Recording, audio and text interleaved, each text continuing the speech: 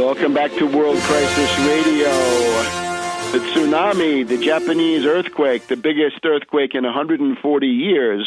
Well, 140 years ago, it takes us back precisely to about 1870, which is the tail end of this period of constant destabilization of Europe by the various Marx, Mazzini, and Bakunin networks that got going in grand style in 1848. We'll talk about 1848 in just a minute as a model for what's happening right now. But it's generally a worldwide destabilization, and promoted, of course, by the Anglo-American intelligence community. And make no mistake about this, the country's playing the China card once again to get out from under the U.S.-British yoke. Pakistan, Libya, Afghanistan under Karzai, the Russia card, the Bandar faction in Saudi Arabia, as became obvious in August of 2009 after 3 or 4 meetings between Bandar and Russian President or Prime Minister Putin. The Saudis were playing the Russian card to diminish their reliance on an Obama administration that already had color revolutions written all over it. You even had my book coming out in March, April of 2008, Obama the Postmodern Coup, which is all about the policy of the new regime, which is the color revolution. Italy, under Berlusconi, playing the Russian card through the South Stream pipeline and close economic relations. Germany, even under Merkel, playing the Russian card through the Nord Stream pipeline, direct gas from Russia down the Baltic and into Germany. No chance for anybody to cut off the spigot. Gaddafi, of course, had also been playing the Belarus card, but you get the idea. If you've got a situation where Egypt, Lebanon, Turkey, Bahrain, Iraq, Pakistan, Libya, Afghanistan, Saudi Arabia, Italy, Germany are seeking various ways to get out from under the Anglo-American suffocating yoke, that is a crisis of the empire. That is basically a partial collapse of the empire. Now, for people out there who have been misled by libertarian doctrine spread by the Cato Institute, financed by the Koch brothers, the only institution that can resist these tendencies is the nation state. If you're against the nation state, whatever you think you're doing, you're helping, you're carrying water to the mill of the British and the U.S. as they attempt to go for what amounts to the New World Order. The New World Order you've heard about is this.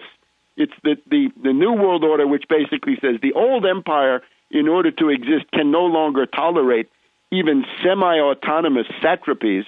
We've got to have the flattening of everything across the world into regionalization, warlords, balkanization, partition, subdivision, and all the rest of it. So everybody is so impotent that they can never resist J.P. Morgan Chase, ExxonMobil, and so forth.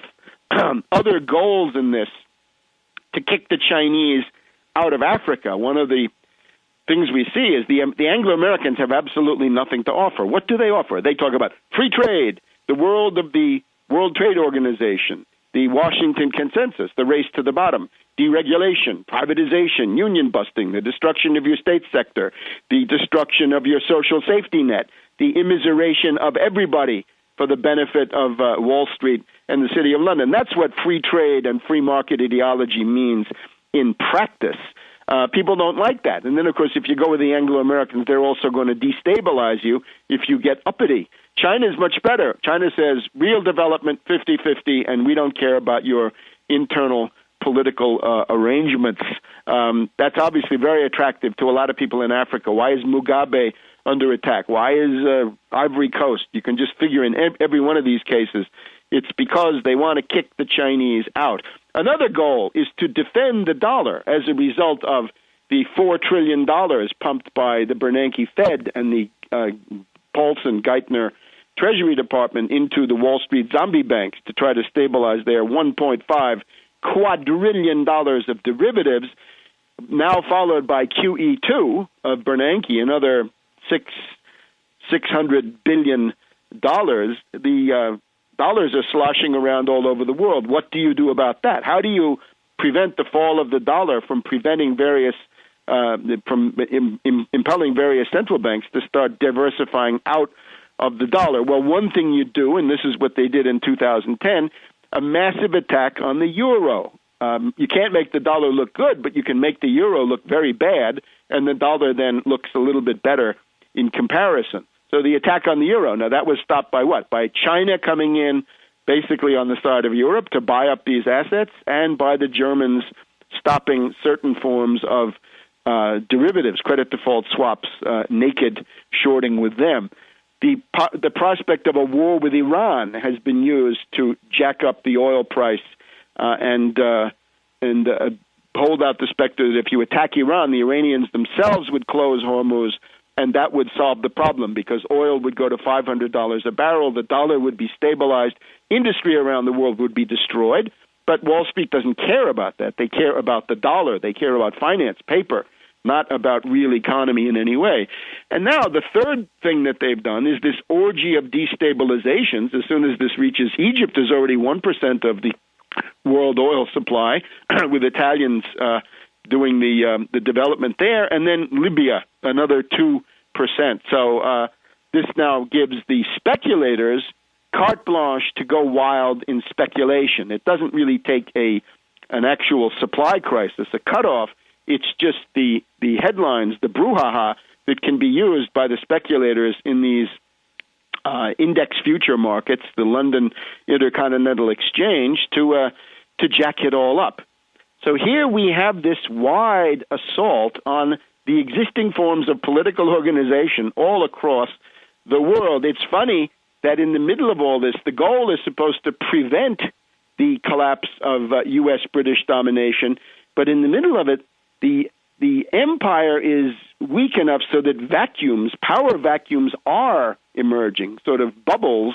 One bubble is over the southern Mediterranean, where the U.S. refuses to go in with a Bay of Pigs Phase 2 operation to attack Gaddafi, or at least so far has been reluctant. And instead we see this crazy atavistic rebirth of the Suez 1956 coalition, the British and the French, the neo-colonialists, the neo-imperialists, the adventurer Sarkozy in particular, we'll talk about him, threatening to go in something that is really radically anti-historical. This kind of stuff went out more than 50 years ago.